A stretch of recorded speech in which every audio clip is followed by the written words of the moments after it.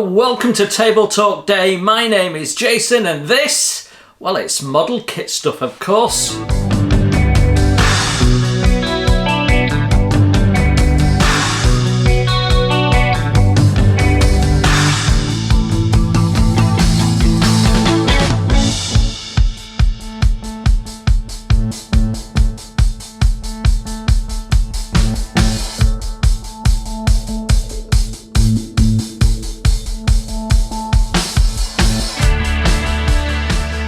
Welcome everyone, especially if you're one of my new subscribers this week. A big warm welcome to the channel and the Model Kit Stuff family. We are growing every week, which is really nice to see. Both subscribers and a few more members joined this week, so a big thank you. If you are one of those members that have joined and you've not yet reached out to me via email, then please do so. If you have emailed me and you haven't had a reply, then email me again. I may have missed it, though I do check back from time to time. Sometimes on busy days I might miss an email or two, and I get so many emails they quickly drop out of view. And I've had a few days holiday, so I've been a bit busy and a bit distracted, so that's quite possible. If you're a member of the channel, drop me an email. I will then send a Facebook link so you can join the social group, which is the main advantage of being a member.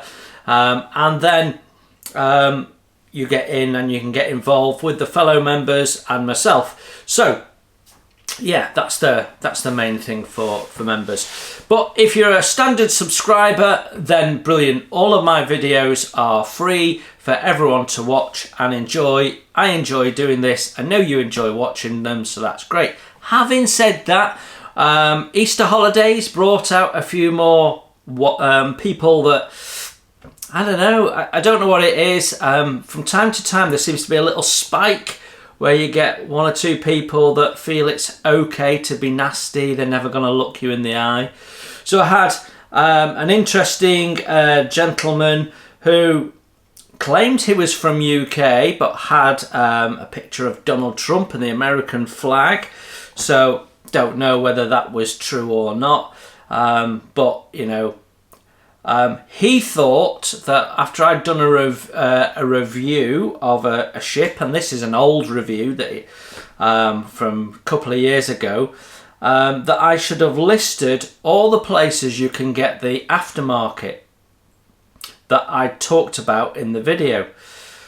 Of course, I actually went back and sort of said, well, I don't know what country you're in, so therefore I have viewers from all over the world, you know, so I'd then have to list all the places you can get that aftermarket stuff from all over the world. So I'd have to sit there and research it, find the locations, copy all of those links, and then put them into the video or the text. Hours and hours and hours of work, so that that person doesn't have to spend 10 minutes Googling it for themselves. So I basically went back and said, well, it's not practical. I've got all of these countries I'd have to do it for, and you can do it for 10 minutes. Didn't like the way he was speaking to me, to be honest. He actually replied to me and came back and says, no, I'm not really asking you to do that. You know, just thought you were a nice bloke and that you'd go the extra effort because you want to contribute to the community. So he tried to make me feel bad for not allowing him to be lazy, effectively. So yeah, I blocked, and I think I blocked 4 people over Easter, which is, you know, strange, because sometimes if you catch me in a bad mood, I might go, you know what, I'm not having that, and I'm block you, and on other days I might read it and go, you know, just be careful, or just remove the comment and not block them, or whatever. But I was in a really good mood last week. I wasn't in work. I was having a nice time with my family. So yeah, it seemed to be that people had time on their hands during the Easter break, and this was all sort of over the 4-day Easter holidays that we have in the UK at least. So yeah, a little a little spike in people being silly. So I'm just gonna reiterate, these videos are free. You don't get charged to watch them. I get a tiny revenue from the adverts that run, or if, like me, you're a YouTube premium member and you don't see the adverts, and I've got to recommend it because it's brilliant, I get a small contribution from that if you watch my video. So in lieu of the fact that you didn't see videos, I get a very small percentage contribution. It's actually less than I'd get if you watch the adverts. Because if you think about it, if you're a YouTube premium member, you watch my video, you watch it once. If you're just a free member and you watch my video, you might see 3, 4 adverts maybe, and I get a little bit for each one of those adverts, so I get less if you're a premium member. So, but I've got to say, as a premium member, the experience is so much better when you're not constantly being stopped for adverts. And one of my subscribers mentioned how many, it might have been a member actually, mentioned how many adverts there was in one of my videos. I have very limited control over that. I can switch adverts on, I can switch adverts off. There is a thing where you can place them, but I've never been able to work it out. So I let the YouTube AI decide where to put them. So the number of adverts isn't really managed by me, and I don't see them now. I used to see them because I watch all my own stuff, just check it's okay. And I don't see them now because I'm on premium. So yeah. Not sure where all that was going in the end, but the point is, this is all free at point of use, and this is my hobby. It's not a job. I'm not the BBC. I'm not an independent television channel. I'm just doing this for kicks, literally doing it for fun and loading it up to you. And it's people criticising or saying I should do things in a certain way that make it less fun. I shouldn't do anything anyway. I don't want to do it, quite frankly. This is my channel. It's my little corner of YouTube, and I present it the way I would like to see other modelling channels. I present this the way I'd like to see it. So when I do a first impressions, do you like the new logo for them? When I do a first impressions, I do them the way I'd like to see first impressions. I like them to be in depth. I like to have a look at the instructions. I like to have a look at all the sprues. I like to know what issues there are so that I'm prepared for them if I choose to buy that kit. I want to know what the content is. And I think people increasingly, in an age where they're buying stuff online, they want to know that whether the packaging's okay or not. So they know what the risks are. That's what it's all about. And it's just a first impressions. It's a look at the kit. It doesn't say, and then the kit builds up like this. When I finish a kit, I'll do some commentary on it that way. But I do my first impressions the way I'd like to see them. I do tool reviews and product reviews the way I'd like to see them. And I do my table talk because I like to have a chat with you. I like to keep it a bit personal, a bit involved. And I like you to be informed. There's lots of channels where you sit around and suddenly you'll get a notification that something's popped up. You didn't know what was coming. You weren't looking out for it. And I miss things from time to time. And I'm not just talking modelling channels. There's several different types, history channels and documentary channels that I watch and subscribe to. So I do it the way I like to be able to watch it as a viewer, if that makes sense. And there's 12,500 of you that sort of agree with that and watch the channel in different ways, and that's brilliant, and it's very, very flattering. And my view is that when I get 1, 2, maybe 4 people that complain about it one weekend, in the grand scheme of things, the hundreds of people that watched my videos that weekend, and actually my viewing figures over the weekend was several thousand, including all the videos that go back over the last 4.5 years. You know what? It's a very, very, very tiny portion of people who complain about it. So I'm not particularly worried. But if you say something that I think is not acceptable to me, or about a comment somebody else has left, you will be banned. There's no 3 strikes and they're out. And I don't keep spreadsheets and keep track of people. You're either in my good books or you're not, and that's sort of how it works. So, having said all that, lots of positivity over the weekend. It was nice to see some more Sherborn builds in the social group. Some people that have joined recently that are also just setting out on their wooden modelling adventure, so that's really nice to see. It's really nice to see people have got past second planking now and are starting to put their fittings together, whereas I've got my shrouds on and I'm starting rat lines, and I have to say that's the bit that I get anxious about, and as someone that is building this on camera to show everyone, that doesn't make my anxiety levels go down any. Yeah, that's the bit. I mean, we all have strengths and weaknesses, right? That's the bit that I consider my weakness, is getting perfectly nice straight shrouds and perfectly nice straight rat lines. So I know the theory, I know how to do the right knots, I know how to pull it all together, but the practice, I perhaps just haven't done enough of them, I don't know, but it is the bit that I consider my weakness. So I'm not going to show you because I said we'd do a big reveal. I'm about halfway through the first side of rat lines, and I tend to start at start near the bottom and then go up, and then I put the last one is the very bottom one, which tends to be over the seizing of the dead eyes. So I start from the top of the seizing of the dead eyes, work up. The spacing is 6mm, so I don't use paper at the back, I use a spacing tool. It's quicker and it's an awful lot less faff, and it doesn't get in the way.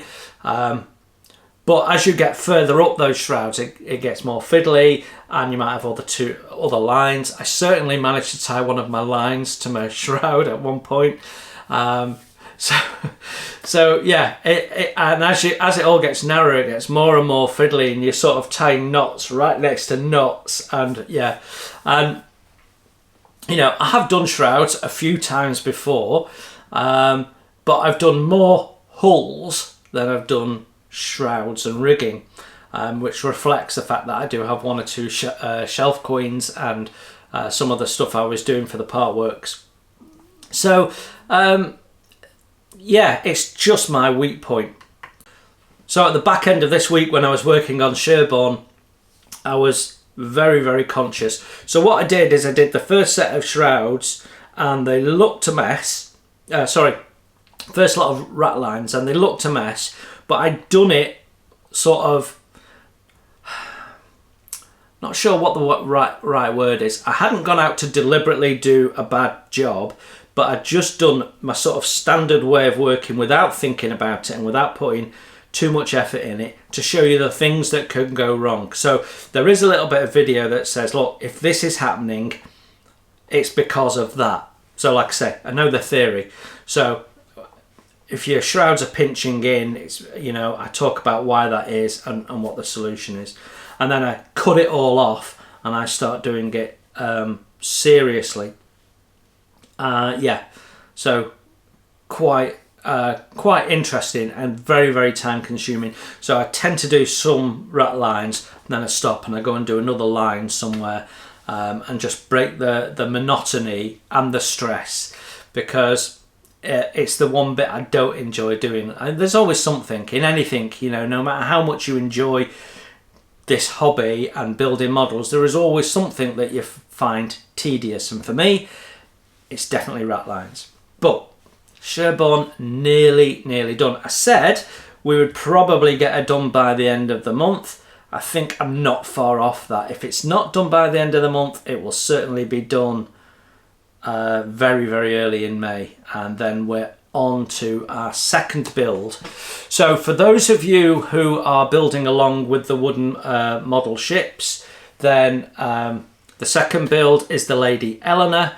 which is a fishing boat. And what we're going to do is depart from just building something out of the box to start thinking about how you make it yours and what else you can do different. So we will do some wood staining. We will talk about using different threads, not just what's supplied in the box. We will look at improving some of the basic techniques that I showed you in the first build. So I showed you how to do basic knots and how to trim them, and in the next one we'll look at how we make them more tidy. So there's one or two people coming along on those videos and going, oh, I do this and I do that. Yeah, this is beginner's builds, and we start at the beginning. We show people how to do it at a basic level, and then we build on it. That's the whole principle. Unfortunately, not everyone watches Table Talks, and not everybody knows that. But you guys that watch it, you do. So that's sort of a tangent somewhere. Yeah, I've been on holiday this week. So when I last recorded the video a week ago, I was part way through that holiday and we'd done lots of day trips. The back end of the holiday was a little bit wetter. I managed to get a fair amount of modelling done one way or another. I managed to record some first impressions videos as well. Didn't get ahead at all on my editing, and I'm still a bit hand to mouth. So I'm recording this in my lunch break on Wednesday, and then I will try and edit it Thursday night, because Paula's mum always rings on a Thursday night, so I've got time to edit this together. And as long as if something goes wrong I switch off, I know that I only have to look at the back end of the clips, we can edit it quickly, and then Friday we upload it ready for Saturday. But I haven't edited Friday's video yet because I was hoping we would finish the Elizabethan. Not quite. We'll come back to that later in the video, and we'll talk about what was happening on the bench in a short while. I know you keep looking at that. We'll talk about that a little bit later as well. I think we've got to a point where we can go into what happened last week. Yeah, so let's do that. We can talk about the videos and what me and the family got up to.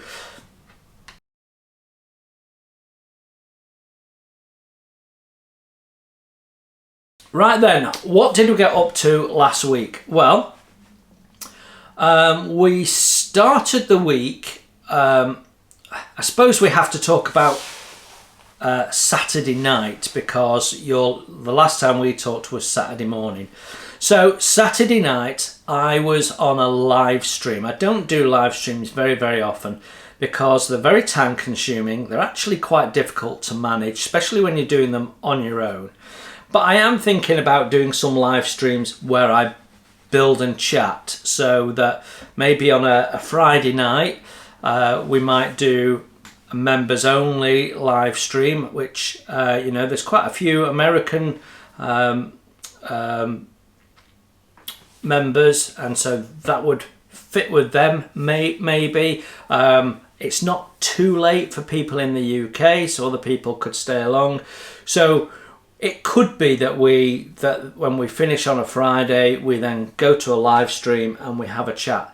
And I might do that just for the members, just as a little bonus, and maybe we jump on for an hour and I build something and we talk. So that's in my mind to do. Not sure quite when we're going to do that. I need to work out the logistics, because when my Friday night video finishes, which is usually around 10 PM UK time, then people sat in the living room want to come and get a coffee and stuff like that. So we might have to say, right, 10:15 or something like that, because it'd be happening here in the kitchen.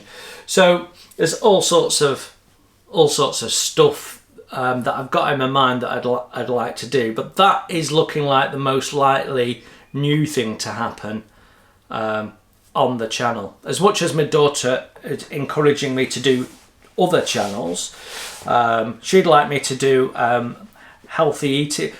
What was her terminology? Healthy eating for older people.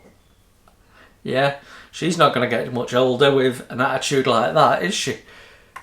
But yeah, she thinks I should do a cooking channel, but she's a bit of a foodie and she enjoys my cooking, which is all very nice and what have you. So she would like me to see that. She'd also like me to see, she thinks I should split model kit stuff into plastic only and wood only. And you know, that maybe we'll do that one day when I retire, but not while I'm full-time working, because I'm either working on, you know, I'm only ever working on one kit at a time, even if I've got multiples going like I have now. So that it means both channels would put out irregularly material. So I don't see any value in doing that. Plus I'd split my subscribers, which means less people would see both channels, if that makes sense. So I don't see any value in doing that at this stage. Anyway, she also thinks I should have a history channel, because that's one of my passions and what my degree is in. Well, contemporary history anyway. So whilst I've got a lot of interest in ancient history, the Viking period and the Roman period and so on, not so much the medieval period, a little bit, but not so much. She does think I should have a history channel, and talk about Second World War and stuff. And you know, I pointed out to her the amount of research you've got to do to make sure, because there's always someone out there that knows more than you. It'd be very time consuming. So again, not something I'm going to do this side of retirement. But yeah, you know, this channel is enough, is what I'm saying, more than enough. I don't have much time for anything else other than this and my hobby. And I've got other hobbies which I largely don't do anymore as a result of doing this. But yeah, so I managed to get some modelling time in, and that was really nice.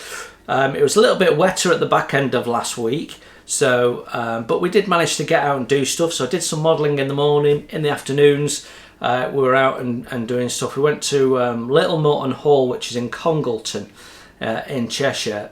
It doesn't have big grounds or anything, but it's one of the most untouched Tudor buildings in the country and therefore in the world, because they didn't have the family got on the wrong side of the English Civil War, and so didn't have the money to maintain the building.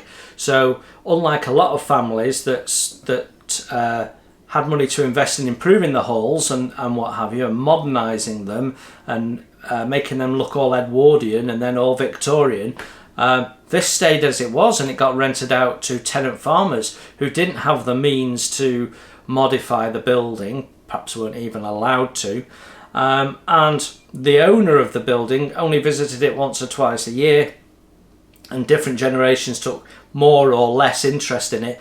So the National Trust, which if you're not in the UK is the body, a charitable body that looks after old properties and pieces of land, they get put in trust for them, and they charge the public to go and view them, and then they use the revenue to maintain them. So the National Trust ends up with something that's largely untouched since the time of Elizabeth I. Well, certainly since the Civil War, but it was built around Elizabeth I's time, and you know, there's not a straight line on it. It's brilliant. It's just a lot of fun to go around, and I haven't, you know, it's not far from my dad's, but I haven't visited it for 25 years maybe, so that was quite interesting. The kids had never been there before, so yeah, we all had a good time.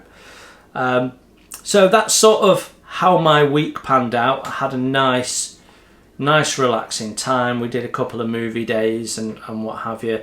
So yeah, it was all good. Right then, so that got us to Saturday night. Saturday night, I'm on a live stream with Peter Oxley, and it's the first time Peter'd ever done a live stream on his channel, and we'd had a go a couple of days before, just privately, just to make sure that we were okay. I struggled to join, so I'm glad we did a dry run. Peter managed to get things set up and running, but you know, I just showed him how he could see the comments and highlight comments and that sort of stuff. So yeah, I thought it went really well. Once we got chatting, just couldn't stop. But Peter and I thought we had a good repertoire that night, and we talked really. We pre-planned some ideas, but there was lots of questions, and I thought it went really well, and we will definitely do it again. So he's been on my channel now on a live stream. I've been on his, so we might do this periodically and bounce between each other. I don't know if Peter will end up doing live streams with other people. That'd be interesting to see. But yeah, it's not his natural territory at the moment, but it'd be interesting to see if that changes over time, you know, and whether he sees the value in doing that, because, you know, he has other modelling channels that he's involved in and people that he knows. It'd be interesting to, you know, for him to do some live interviews and things like that. Who knows? But yeah, I thought it went well, and I thought it seemed to be quite popular. Lots of people watched it on the night and over the following few days. So if you did miss it, you'll need to pop over to Peter's channel and have a look. Go onto his page and click on live, and you won't be able to miss it, because I think it'll be the only one on there. But yeah, yeah, we thought we would be on 8:30 till 10, and I think we wrapped it up just after 11. We were getting to the point where we knew we were wrapping it up, and then another question came along, and I think we talked for another 10-12 minutes. So yeah, it was difficult to shut us up once we got going, but a lot of fun. And we basically talked about how we think the hobby is and should be developing, broadly, roughly. So yeah, if you missed it, go and check Peter Oxley's channel out, which you should be doing anyway, quite frankly. Long-term friend of the channel, and we'll be talking about Peter Oxley again a little bit later in the video. Right then, so that was Saturday. Then that got us to Monday, and I'm struggling to remember what the first impressions was on Monday. Of course, it was the Tempo. So that was a kit lent to me, so not my kit. So you won't be seeing me build that one particularly. Very nice kit. The Tempo with railway workers and railway equipment. You know, I think that was a genius move by Mini Art to do the Tempo, because there's so many different variants of it over the war years and just after the war years, and it's a quirky looking vehicle. It's actually quite it's a technically demanding model to build. So just because it's small, don't be thinking, oh, that's easy. The way the engine mounts on is very much how it happens on the real thing, only you've not got, you know, steel bolts to hold it together. So it's a really delicate assembly, that front wheel, and the whole thing is very delicate. It's not a robust model, so it's technically quite challenging to build, particularly that front end around the front wheel, but a lot of fun, and I had a lot of fun building mine. I think the railway workers one, really great. It's a little diorama in a box. You just need a rail track. You know, you could have the rail that they Mini Art do, a rail flatbed truck that you could put on the track behind them, and then you could put a tank on it. You could easily put a Panzer IV on, or an armoured vehicle and some barrels of storage. You could really make a very interesting backdrop to that using more models, and then you've got a footprint with like three different models in the same footprint. That's the genius of Mini Art, is the way they build these different kits, so you can build multiple things. You can build a whole period universe from some of their dioramas, and it's diorama stuff and model kits, and it's really nice. So I loved it. I thought it was a great model. So if you missed that, go and check that out. That was Monday's video. Wednesday we had the first impressions of HM Adder, which you know will be being built on the channel. It will be the 4th of the For Absolute Beginners builds. By the time we get to that 4th one, a lot of it will be just honing skills you've already learned. So your planking will be so much better by the time you're on the 4th one. And it's mainly focused on more complex rigging, but you've also got some more complex fitting. So it'll be the first time you've got to deal with a capstan properly, and you've got a few more ladders and what have you. You've also got proper rigging of a bowsprit, more complex rigging of the bowsprit. You've got multiple masts, so you've got more shrouds and more complex rigging. So whereas Sherborn has got very dumbed down rigging and only some of the most basic lines on it, when you get to Ada, you've got a lot more rigging to do. So that's the main thing. But you've also got a much shallower hull because she's built to be able to go up rivers, and then you've got these 2 little drop down keels, which gives you something different and interesting, and you've got some winches to build and stuff. So a bit different, a bit interesting, a lot of skill honing. So yeah, should be a really interesting build, and it was a nice kit to review. Now, I said I would give someone a shout out. There is someone building the Ada right now who is a subscriber of the channel, and they've got a channel, so I'm going to give them a mention. So that if you're interested in seeing the Ada come together before I build it, you can go and have a look at it. So let's do that. So I will try and remember to leave a link below, but the channel is called Wooden Ships, and it's Greg Wilson 635, and he's got on there the Caldercraft HMS Victory, and he's got an unboxing and 2 different, I think he's on part 2 of building the Ada, so we're still on the frames, putting the deck in and that sort of stuff. But you can see there, a month ago, part 20 of the Victory build, so he's done coppering and he's done painting and all that sort of stuff. So yeah, some nice content in there. Do check his channel out.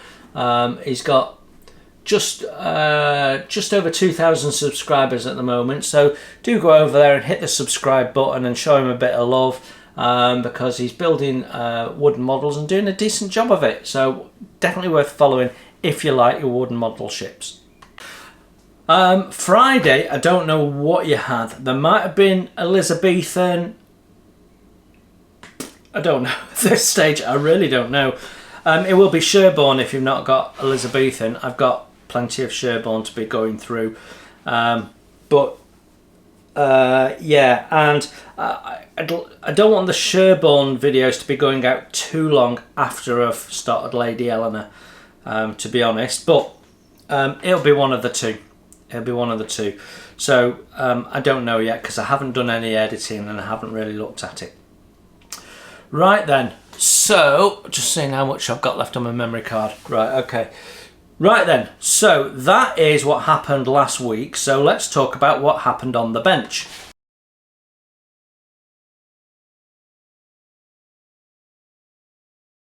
Right then, what happened on the bench? Let's just go back half a step and remind everybody what we've got on currently as the way of live builds, because I do get asked from time to time where my progress is on certain things. So I have 5 live builds at the moment and we're working on 3. So we've got the Scharnhorst, which is currently parked, and we've got the F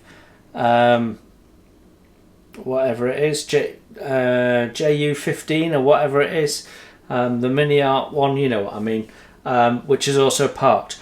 They're parked because of a couple of the other builds. So let's just very quickly run through all of the builds, where we're up to, and then I'll show you the progress from this week. So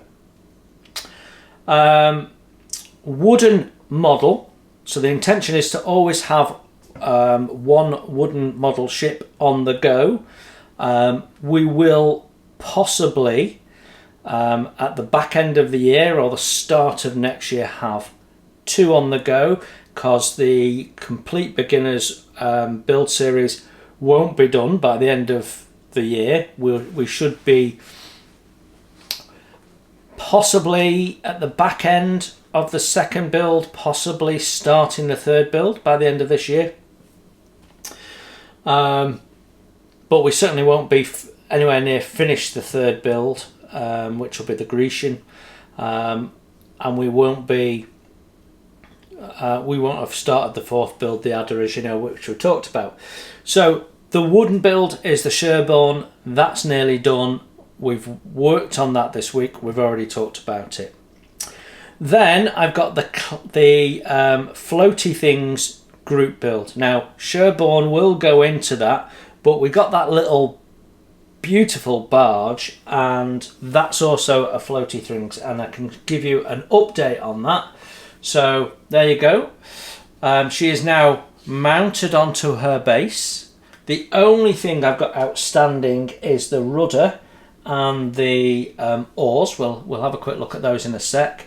So I've mounted onto the base. The base has been left as natural pear because the wood is really quite beautiful in its own right, and it has had a clear coat, but it's had a matte clear coat just to keep it nice and contrasting with the high gloss of the model.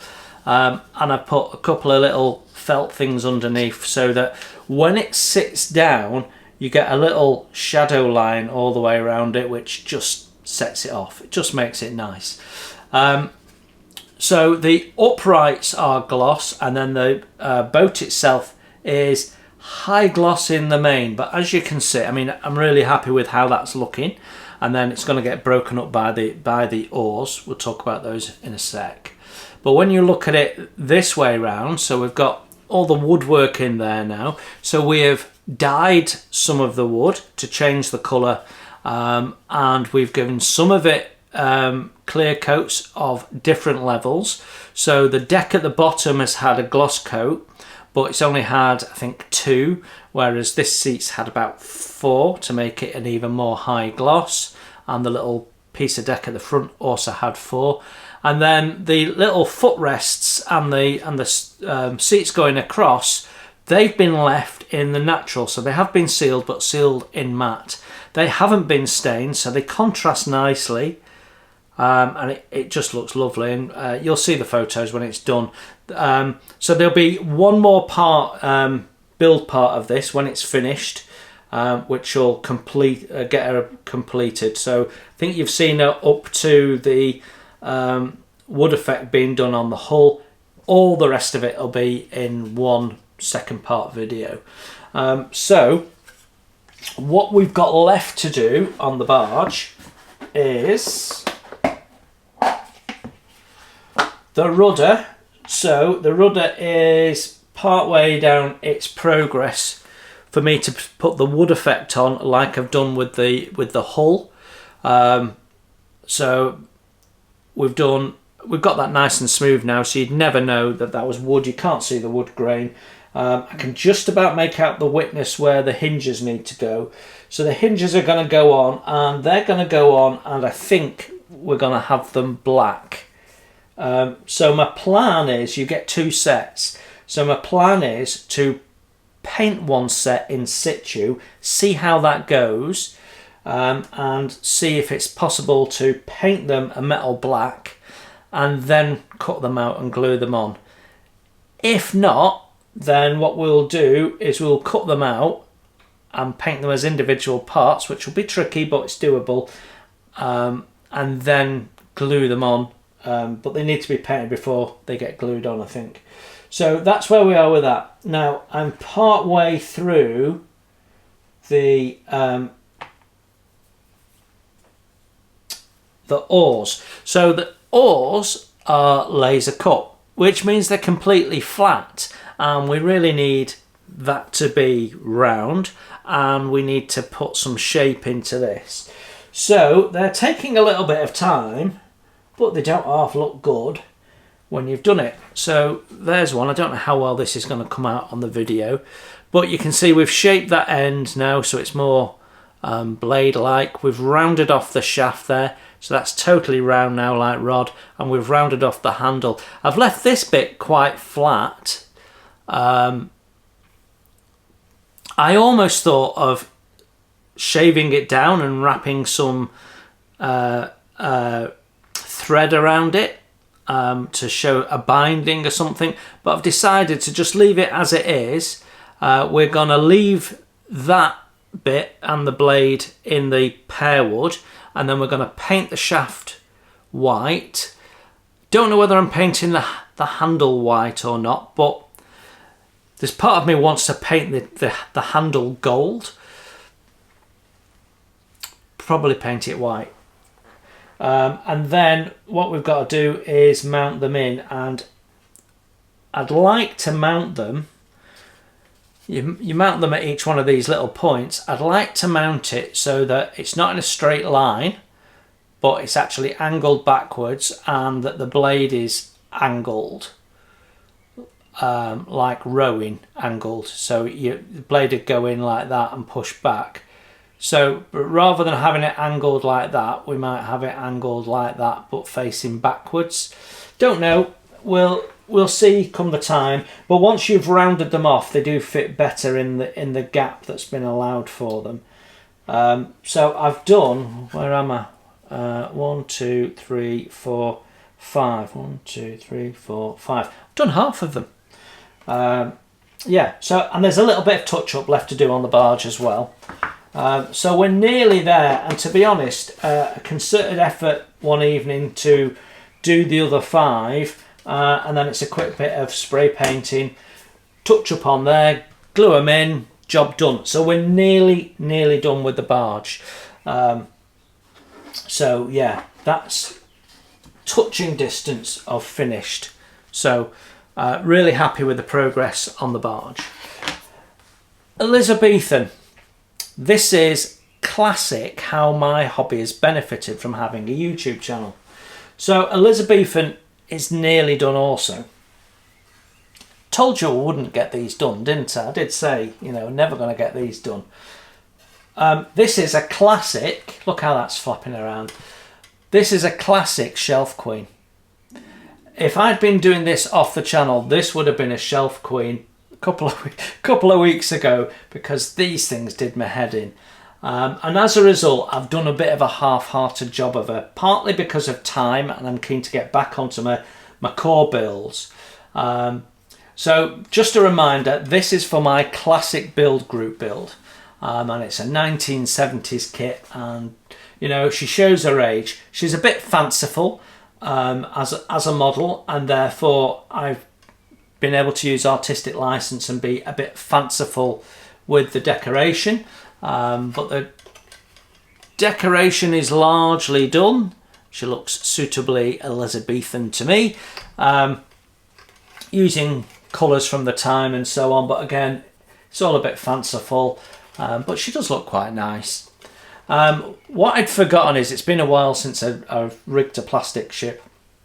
What I've forgotten is how annoying it is that all these plastic spars bend and stuff, and you get one thing tensioned and it makes something else saggy and all that. So I've decided what I'm going to do is I'm going to put the sails on, and I'm going to do some rigging the way I'd like to do it, ignore the instructions, plop the anchors on and call her done. And you see, this is pulled off because it's not actually got any proper fixing points. So when you're putting the line under stress, it's actually fracturing the glue and pulling it apart. Partly because I've used CA glue, and CA glue obviously will shear, whereas plastic glue would have melted it in and it would have been stronger. So it's partly my fault, my choice of adhesives. But the cannons have been painted in brass. Sorry, not in brass, in bronze, and they look quite nice. So yeah, and you can also see that I've done something with the spotting tops there. So they don't just look like metal tubs. So yeah, there's bits and pieces. I've also decided that I'm not doing the rat lines. We'll put shrouds on, and in fact I've got shrouds on with the kit parts for the dead eyes, and they look all right. They don't look too bad. At a distance, at scale and so on. I have used their tool to try and do the shrouds, and it's not worked.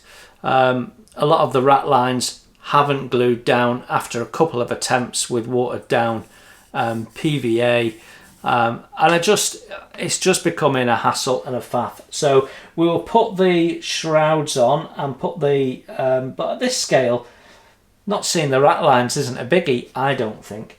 And then we've got flags to do, so nearly done. Like I said, it would be nearly done but not finished. So yeah, so we're very close to the end game with the Elizabethan. So a bit of a push on the Elizabethan and the barge, and then we're done. Soon as those two builds are done, that allows me to jump back on to Scharnhorst, which is paused to allow these two builds to happen, and then the aircraft as well. And that's also the moment we start pulling away from being quite ship heavy at the moment. So obviously there's always a ship build or two on the channel, because I usually have a plastic ship build going on, although with being quite invested in the wooden ships, we might sometimes have a break from a plastic ship and do something else. So the Scharnhorst is still the principal main build in plastic, and we'll start piling back onto that, and then we've got the JU to do, and then when that's done we've got the Panzer one from Tamiya that we're doing, the new tool from last year, all in Tamiya enamels as a bit of an experiment. How do they work? How well is the paint system coping with using them not just for painting but for weathering as well, all on the same model, and how we go about that. And then after that we've got the 50th anniversary of Space 1999, and then I've got all sorts of ideas bouncing around in my head as to what's next. Is it time for another vehicle? Is it time for figures? Is it time for my first jet aircraft build? Who knows? I mean, when Airfix bring out their is it Stalwart, the military vehicle, I'm pretty much going to want to stop and do that as well. So we will have to see. But that's where we are with On the Bench and all the builds.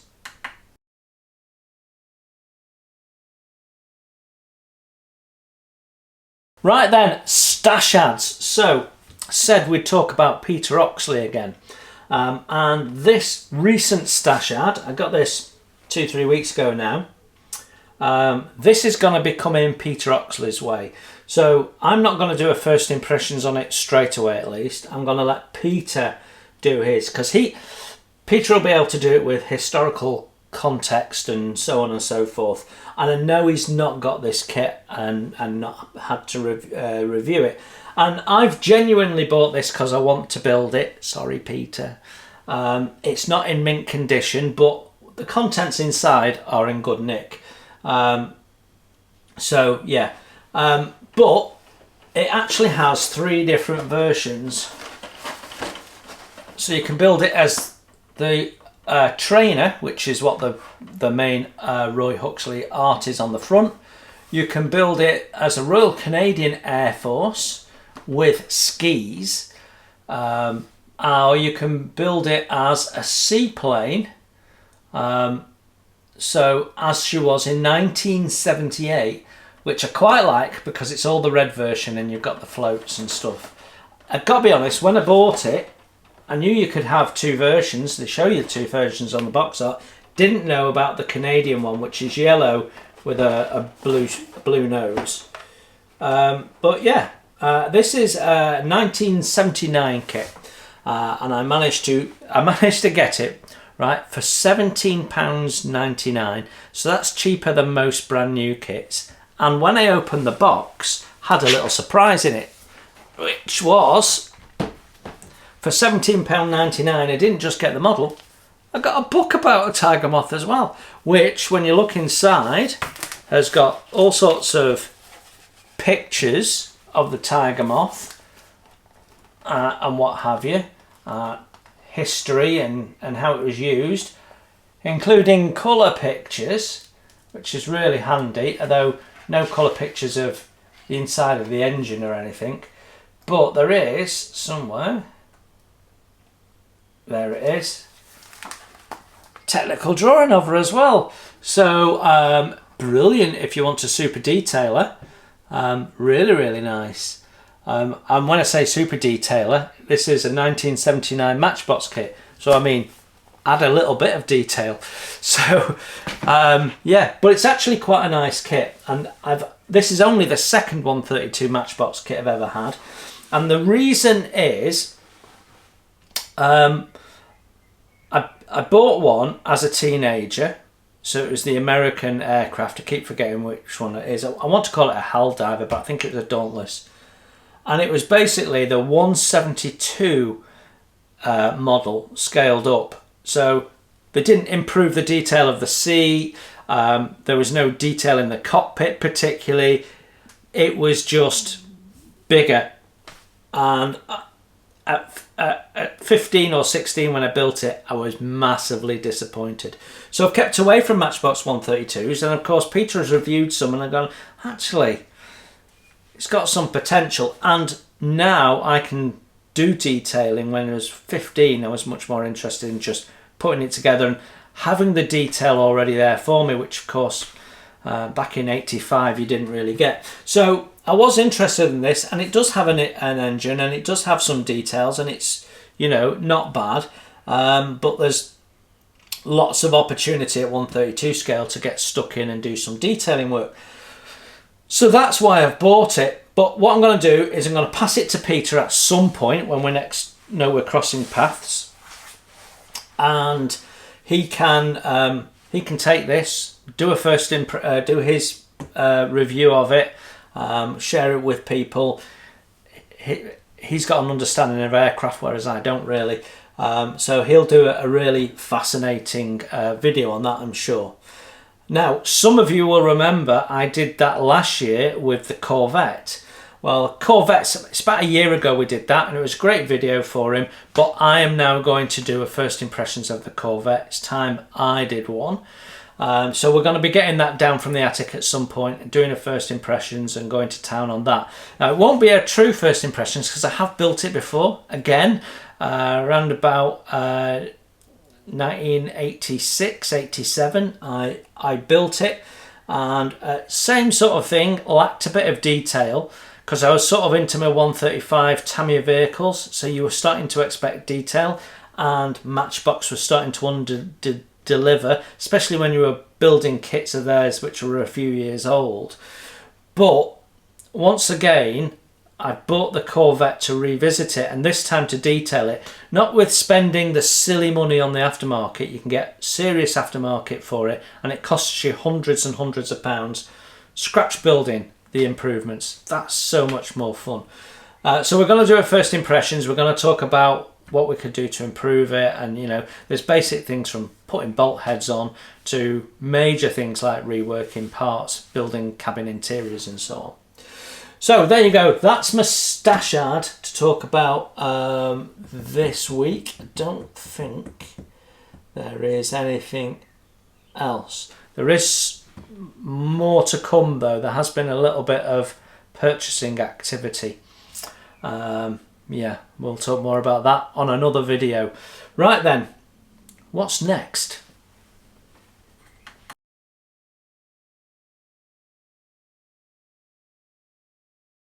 Right then, Q&A time, and just a little reminder, if you've got any questions you would like me to answer, preferably modelling related, but you know, I'll have a stab at anything, by all means put a comment and ask a question in the comments.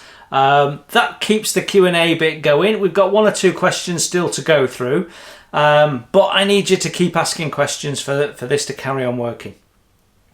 So if you've got a question, please put it in the comments below and we will get to it. Right then, let's carry on. These are from the first week of me asking. We're still working through those. So, question from Mark O. Oldriv. How do you pronounce that? You know what? I nearly said Old Drive, and that's not right. It's Old Reeve? Mark Oldreeve, yeah. Because the words together, and I'm dyslexic, it becomes a little bit more complicated.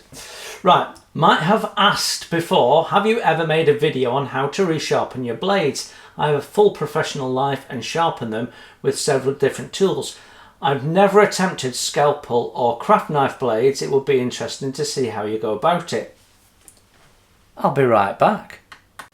So, back in 1986, I left school, and in the June, I think June the 1st, June the 2nd, something like that, might have been June the 4th, I don't know. Oh, you know what? Yeah, it might have been June the 4th. I'd have to check what day that was. Anyway, I started working, and my first job was a butcher in the local co-op in our village, which at that time was the last independent co-op in the northwest.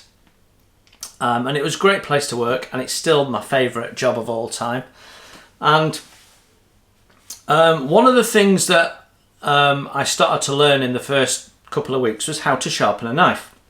So this is a steak knife, butcher's steak knife, and this is a butcher's steel. And you see chefs doing this on TV all the time, and I got to tell you, they almost to a man do it wrong. In fact, what's his name? Ramsay. He went to Vietnam, and a Vietnamese chef told him he was sharpening his knife wrong and told him how to do it, and he wouldn't accept it.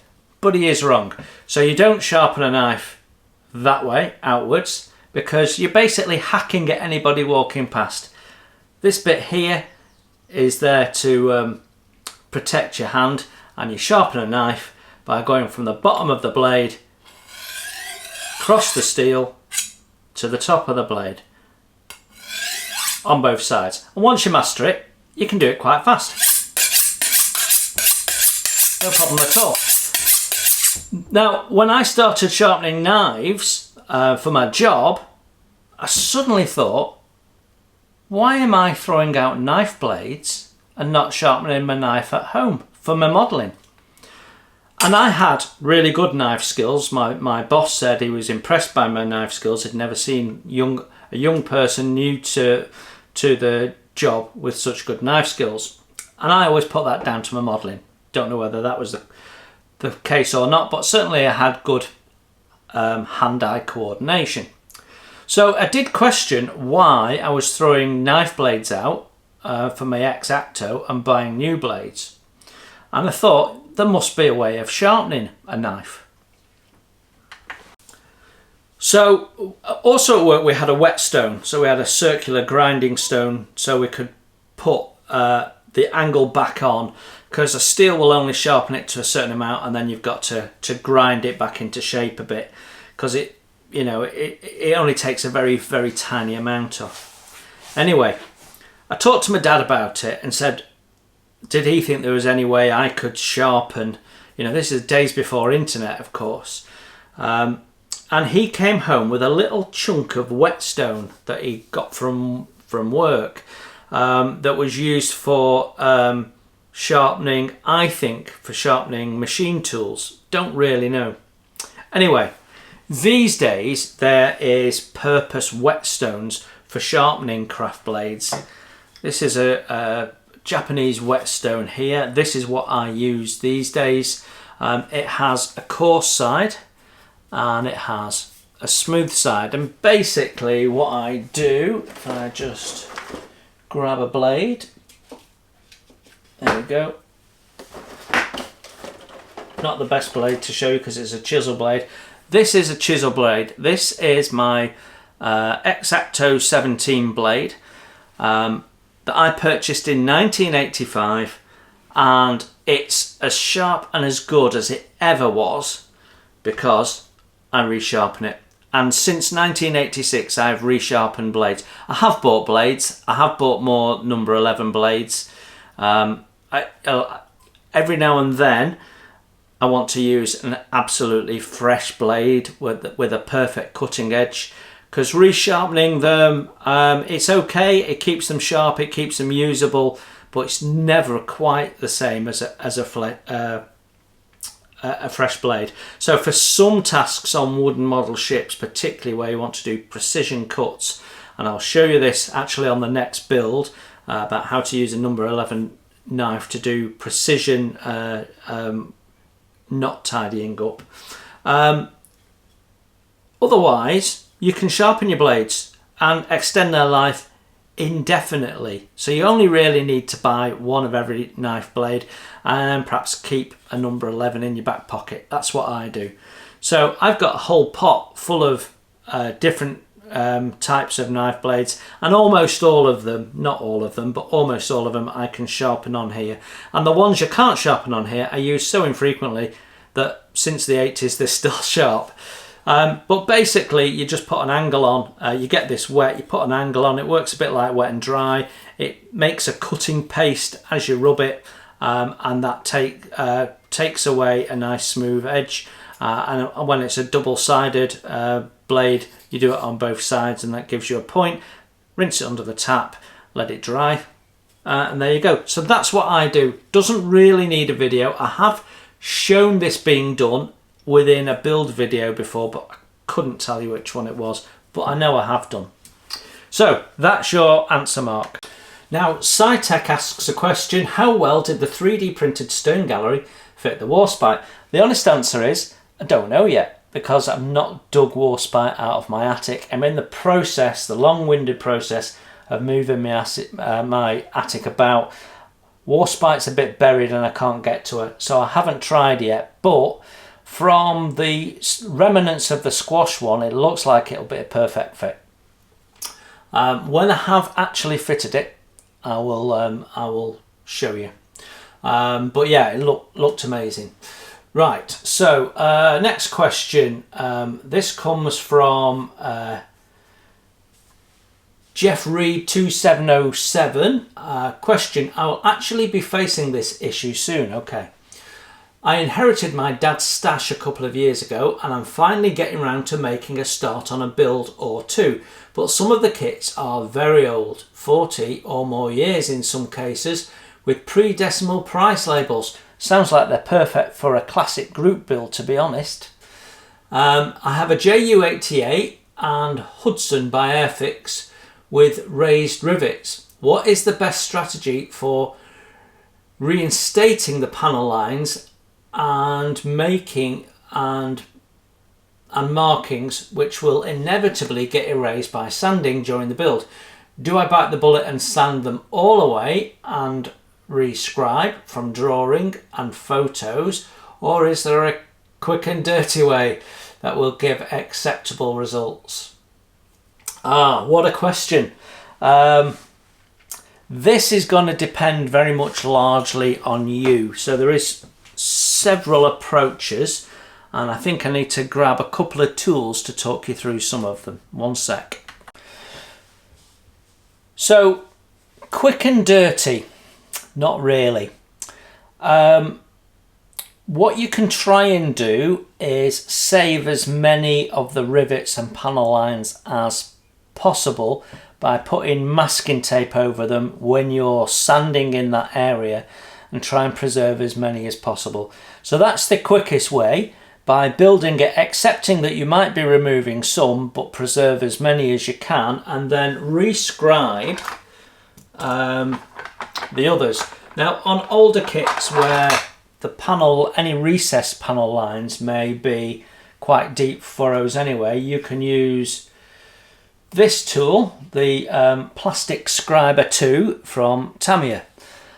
It's okay, but it's only really okay on big panel lines. It's got no finesse about it. If you want to put nice thin panel lines in, razor saw is the way to go. It's much thinner and controllable. I thought I had one to hand, but I don't. So that would be sort of the way to go. If you've got raised panel lines and you really want to remove them and you want to try and preserve the rivets, then the way to do that is to get a fine chisel and remove the raised seam lines until they're flush, and then go back over them with a razor saw and put them in as recess lines. Now you could do what the kit's done and just put the panel lines in where they've been put in by the kit, or you could do your own research and put them in where they should be. If you do that, you might then find that, you know, some of your rivets are in the wrong place and the box is firmly off Pandora's box. So the lid, I should say, is firmly off Pandora's box. So those are sort of your quick and dirty methods, but I think neither of them will be satisfactory for you, if I'm honest. So your best way forward is actually to remove the lot, and you can do this sort of one wing at a time, and do it section at a time and restore it, or you can just whip the whole thing off, sand it all flat, put your filler in, get it all nice and smooth, and then put your panel lines in and then put your rivets in. So panel lines, again, I would go with the razor saw option. You can get tape, scribing tape, which is quite thick, which you put along and then scribe against so you get a nice perfect edge. That's the best way. Don't try and do it freehand, because when you're pushing or dragging, you can wander on a nice shiny surface that you've created from your sanding. So do get some scribing tape. You can get it in some model and some craft shops online, so have a Google and search around. When it comes for rivets, best thing to do, you could punch rivets out. There are riveting tools. I've got several different riveting tools. If you really want to have raised rivets, but bear in mind, depending on the scale of your models, that most rivets would be overscale for an aircraft.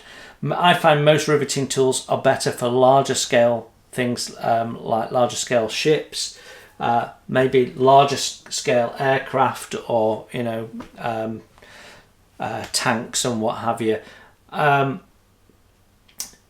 Personally, I think it's easier to put countersunk rivets in, and to do that what you need is a rivet maker. I've got several here.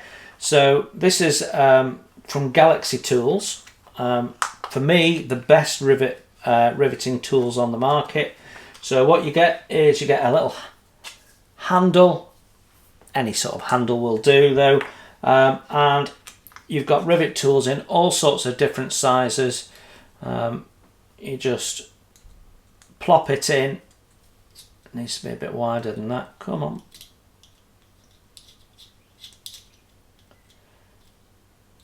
It doesn't want to go in because the camera's running. Oh, never mind. You plop it in and then you just wheel it over. And there's all sorts of different ones. Let's have a look. I don't know if they're all, I think they're all round. Yeah, they're all. So you can get different size rivets, so you can work out which size you need. Yeah, they're all round as well. But you can also get corner rivet tools, which will go up to edges.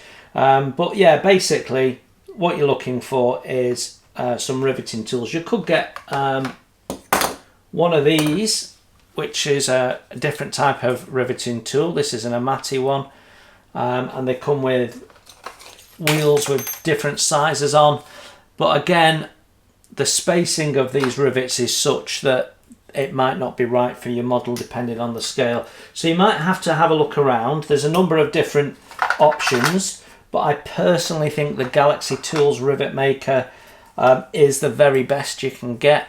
It's strong. The wheels are strong. You can put some pressure on them. You don't have problems with slipping. You don't have problems with wandering. I quite like them. I haven't used them a lot because I don't build a lot of aircraft, which is why these things look absolutely pristine. I might not have even used this one, but yeah, you loosen it with an Allen key, and there you go. And then you can just push the wheel along and it puts little dints in, and that's your rivets done. So Gaahleri tools, I think, is probably the way to go. If you want to do a proper professional job of it, that's what I'd be doing. I'd be putting countersunk rivets in. The downside of putting countersunk rivets in is if you're planning to put a wash on, it'll gather in the countersink holes, and that won't look realistic. So whichever way you go, you've got a reward, but you've also got a payoff as well. So there you go. I think that'll do for Q&A. That gets us to the end of the 5th of April's questions. So if you've got any more, please put them down in the comments and we will deal with them. So thank you very much for the questions so far. Actually, some really interesting ones. So yeah, there you go. That's Q&A for this week.